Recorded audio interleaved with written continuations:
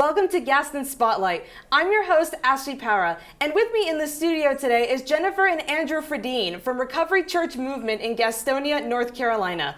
Recovery Church is a nonprofit organization serving the addiction recovery community through weekly support gatherings, outreach programs, and strong local partnerships that help individuals transition from treatment to stable living, making a big impact across Gaston County and beyond. Welcome, guys. Thank you so much for joining me today. Thank you. Thank you for having us. So to start us off, can you maybe tell me a little bit about what Recovery Church Movement is and how you guys got involved?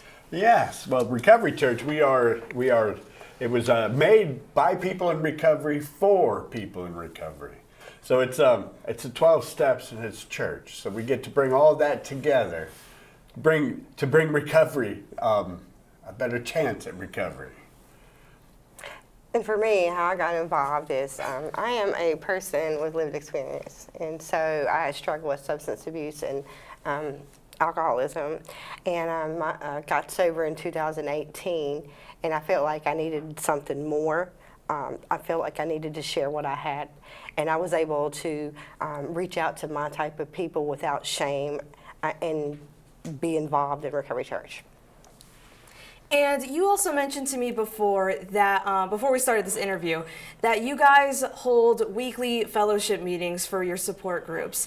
What do you guys do during those that help people?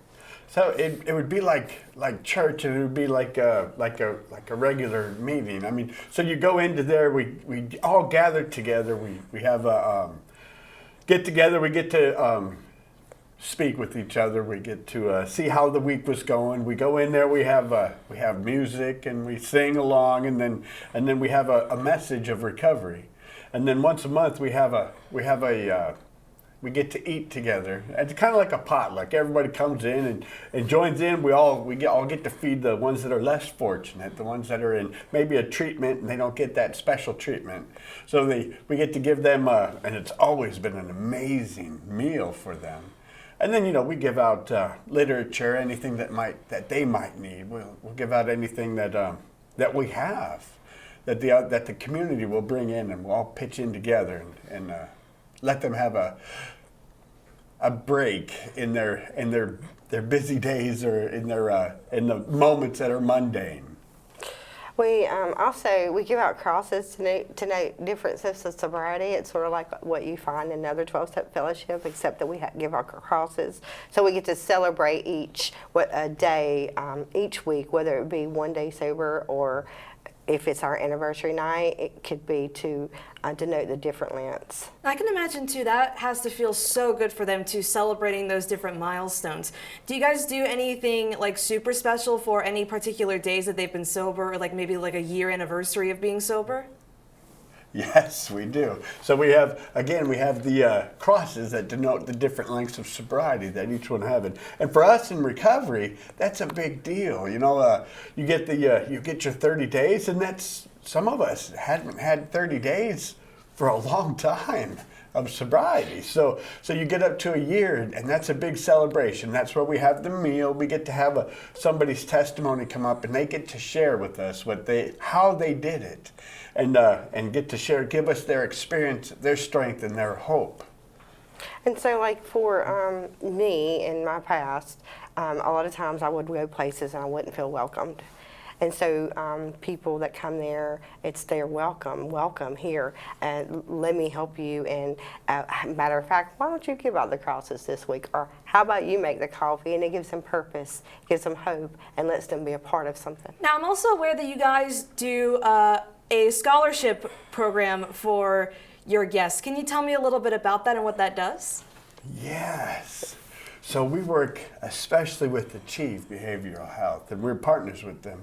Also, Antilles Media has partnered with us as well. And what they have come up with was the Greg Wheeling Scholarship Fund. So, somebody who's coming into treatment, we work with a lot of people who don't have anything. They come in, they don't have even family left. They come in homeless and they don't have anything. So what this helps them do is, once they have gone through the treatment, it helps them get into a sober living or more extended program if they must. But it helps them get into there so they have a hand so they can start their life journey, the beginning of a new creation of their life. And so I know a lot of people, like Andy was saying, and they come in with nothing. And once they complete treatment, they've burned their bridges and they may not have family support.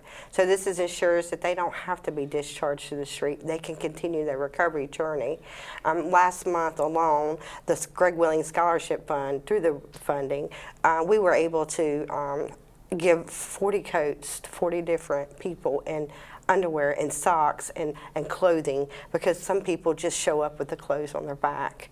And so that just ensures that when I went to treatment, I lived off a donation closet. And that's what I went to for my first job interview. And so it just ensures that they have the clothes and a good home and a warm bed to go to once they complete, and they don't ever have to be alone, and they're never alone. Now, I know you mentioned to me before we started today that occasionally you'll get like a massive truck full of different things for people when they are starting fresh. What kind of things do you guys provide, and how much usually? So we have partnered with the Point Church and 12 other churches in the area, and we get a big tractor trailer once a month. And what that looks like is, for a lot of time with addiction being the #1 cause of death and for ages 1 to 45 in the United States, and 70% of people, of children in adoption, is due to a family member struggling with substance abuse. So we work with a lot of mothers who are graduating treatment and who are getting their children back, and they may need a home, or they need things to go inside that home so that they can bring their children home. And so with that truck and that tractor trailer through the warehouse shopping, we're able to meet those needs. It may be pots and pans, it may be a brand new sectional kitchen table. We'd be able to come in and furnish, meet the needs so that they can have a home to bring their children back to. We always want family reunification, and we encourage and help and walk alongside of those women during those first few days that when they're getting back. So, many churches have partnered with us as well. We have so many churches reaching out for us to, for clothing, for pots and pans as well. I mean, monetarily, money for food and the things that people can't ordinarily go get.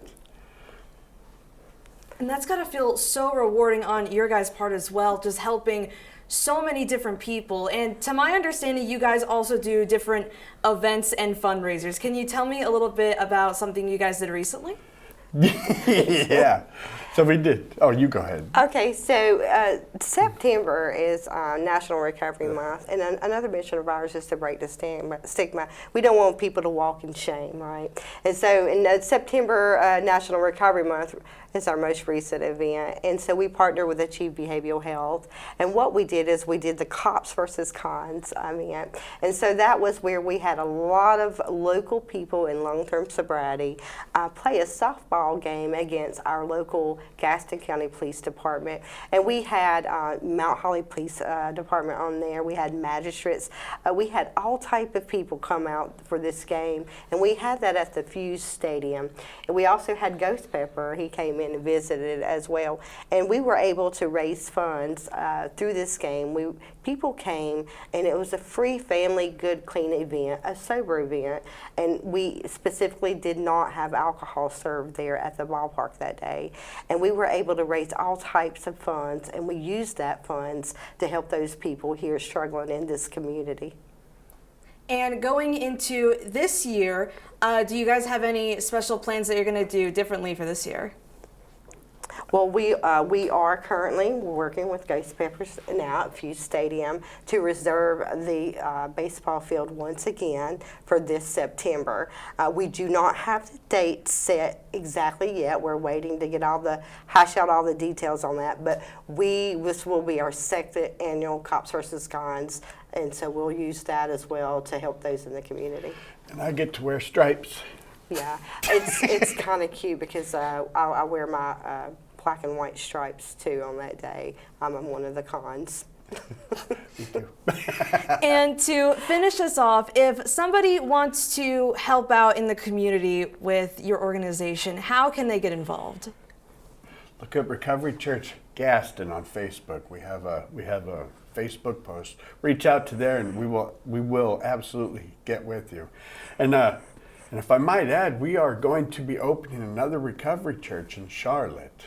That's going to be this year sometime. More information coming, but anybody who wants to know about that can look on Recovery Church Gaston on our page on Facebook. The Recovery Church in Charlotte is going to serve the Gaston County as well as the surrounding counties as well.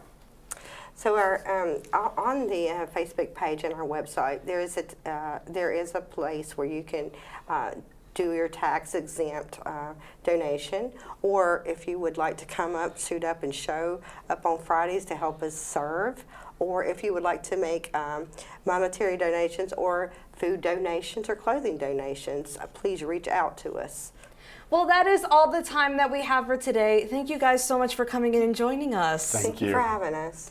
And if you'd like to see more of what we do here in the audio-video program, you can follow us on Instagram at Gaston Broadcast. I'm your host, Ashley Para, and this has been Gaston Spotlight.